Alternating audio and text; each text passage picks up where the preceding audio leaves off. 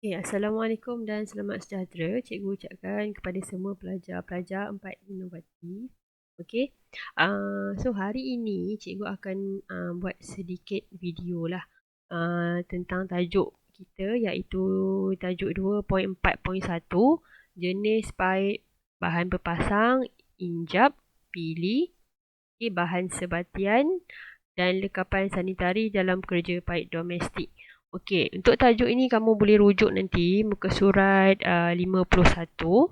Okey, rujuk buku teks masing-masing lah. Baik, kamu dah ada buku teks di rumah, jadi senang kamu nak refer kan. Belum ni tak ada buku teks, susah nak buat PDPR sikit. Kamu nak kena refer video-video kan. Video-video cikgu nak kena refer. So sekarang ni bila cikgu bagi arahan macam tu, kamu dah boleh tengok sendirilah. Baik, yang pertama kita tengok dulu. Okey, apa dia pipe? Apa fungsi dia? Sebab pipe ni berfungsi untuk menyalurkan air bermula dari tempat sumber air diperoleh hingga ke bangunan seperti rumah, sekolah, kawasan perindustrian dan sebagainya. Jadi semua tempat biasanya yang ada bangunan mesti uh, akan ada pipe untuk apa? Untuk menyalurkan air. Jadi terdapat beberapa lah jenis pipe yang digunakan dalam kerja-kerja perpaipan. Yang mana jenis pipe ni ditentukan mengikut keperluan ataupun kesesuaian tempat dan juga kegunaan dia lah. Kita tak boleh suka-suka je nak pasang kegunaan dia untuk toilet, tapi kita pakai pipe yang tak sesuai dengan keperluan dia. Okay? Baik, kita tengok dulu apa ciri-ciri utama pemilihan jenis pipe. Okay, yang pertama kita ada tahan lama. Ciri-ciri dia kita kena memastikan pipe yang kita guna tu mesti tahan lama. Sebab kita nak guna lama kan. Air ni kita guna setiap hari. Jadi nak salurkan air tu memang setiap hari dan jangka masanya adalah jangka masa yang panjang. Jadi pastikan pipe yang digunakan tahan lama lah. Yang kedua adalah mudah dipasang. Senang nak pasang. Kita nak pasang nanti senang. Jangan cari pipe yang tak sesuai lah ataupun tak mudah nak dipasangkan. Yang ketiga, berupaya menahan tekanan dan suhu yang tinggi. Ini pun penting jugalah sebab kita nak menyalurkan air tu, kalau tekanan dia tinggi, kita tak nak bocor dan sebagainya lah. Yang terakhir adalah selamat digunakan.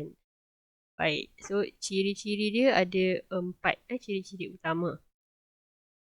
Okay, baik, seterusnya kita tengok jenis pipe. Okay, kalau ikut jenis pipe di sini ada 5 jenis pipe. Iaitu yang pertama adalah pipe besi bergalvani. Okay. Ada keluli tahan karat. Okay, yang kedua. Yang ketiga, pipe PVC. Okay, pipe PVC ni stand for apa? Pipe polyvinyl chloride.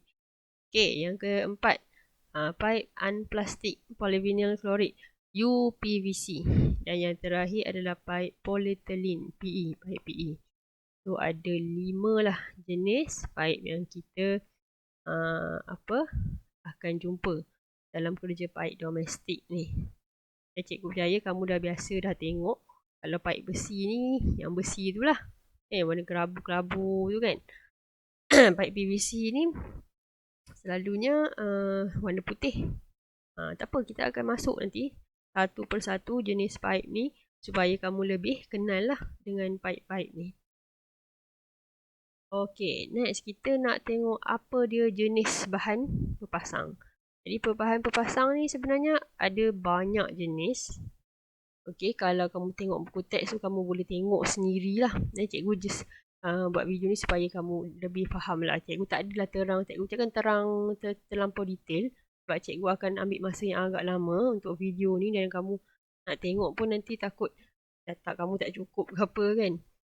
Cikgu buat simple-simple je. Yang penting ada sedikit penerangan dan kamu boleh tengok sedetailnya di dalam buku teks dan cuba baca lah. Tak boleh lah cikgu nak bagi semua je kan. Okey. Yang pertama tengok ni jenis pepasang. Okey, bahan pepasang yang pertama kita ada penyuai soket injap. Okey, ada 5 jenis kat sini. Kalau kamu tengok dia akan bagi 5 jenis lah sebab kita ada 5 jenis pipe kan. Pipe asas tadi ni kat sini ni kita ada 5 jenis. Jadi contoh-contoh bahan pepasang ataupun penyuai soket ni pun ada 5 jenis juga. Sebab tu dia ada 5 jenis. Sebab kita ada 5 jenis pipe kan. Tapi cuma kamu tengok gambar dia, kamu boleh recognize lah perbezaan dia. Okay, recognize dia punya perbezaan. Yang ini penyuai soket injap nama dia. Yang kedua adalah bahan pepasang untuk T palang. Okay, T palang. Okay, PE dia tak ada T palang. Kalau kamu tengok kat sini tak ada gambar kan, maksudnya tak ada lah. Memang tak ada, dalam industri pun tak ada lah maknanya. Okay, yang ketiga kita ada soket pengurang. Okay, lepas tu kita ada soket sama, soket penjodoh. Okay, soket penjodoh, penyuai soket PT, soket sambungan tangki. Okay, lepas tu kita ada siku 90 darjah sama. Okay. Okay, then kita ada siku 90 darjah pengurang. Lepas tu kita ada T sama, T pengurang. Okay, T pengurang. Palam. Okay, palam. Nut pengunci. Nut pengunci pun untuk PE dia tak ada. Dan juga UPVC pun tak ada. Yang ada cuma bersih bergalvani, PVC dan juga keluli tahan karat. Okay, lepas tu ada puting hexagon dan juga last sekali untuk bahan pepasang kita ada sesiku PT. So kalau bahan pepasang maksudnya ada banyak jenis. Banyak sangat jenis. Kalau nak kira tu nanti kamu kira lah tengok ada berapa jenis bahan pepasang. Baik. Okay, itu bahan pepasang lah. Next kita tengok kepada injap. Okay, injap. Okay, injap dekat sini ada banyak jenis iaitu kunci pipe, injap berbola, injap tekan, pengurang tekanan, tahan ataupun sluice, injap pintu, injap penahan, injap cegah balik, berbola dan palam dan juga berbola. Okay, ni jenis injap jenis injap. Ada 10 jenis injap. Okay.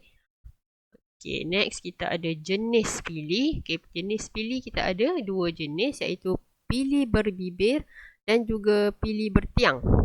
Okay, pili bertiang. Okay, lepas tu kita ada jenis bahan sebatian. Ada 2 jenis juga, pita PTFE dan juga simen pelarut PVC. Okay, lekapan. Okay, lekapan sanitari ni. Okay, lekapan sanitari ni biasanya memang dalam toilet punya barang lah. Okay. Lekapan sanitari yang pertama adalah mangkuk tandas. So, mangkuk tandas ada 3 jenis iaitu mangkuk urinal, mangkuk tandas duduk, mangkuk tandas cangkung. Okay, urinal ni cikgu rasa yang untuk orang lelaki saja tu rasanya urinal ni. Okay, mangkuk tandas duduk tu yang biasalah. 2 ni cangkung dengan duduk ni kita biasa tengok lah. Urinal ni rasa cikgu memang yang untuk orang lelaki saja tu kan. Okay. Okay, tak mandi. Okay, seterusnya kita ada tak mandi. Okay, jenis seramik dan juga PVC. Lepas tu sinki dapur ada 4 jenis. Jenis seramik, keduli tahan karat, aluminium dan juga kaca. Baik, lepas tu kita ada besen cuci tangan. Sinki tu kan. Sinki dapur lain besen cuci tangan lain. Besen cuci tangan yang apa? Kita untuk khas untuk cuci tangan je. Okay, seramik dan juga kaca ada 2 jenis juga. Tengok sini, ini ada gambar. Okay, di muka surat 55 ni ada gambar di mana bilik air yang dilengkapi dengan lekapan sanitari. Okay, 2.10 dan 2.11 ni sinki. Sinki kebanyakan yang digunakan di dapur. Okay.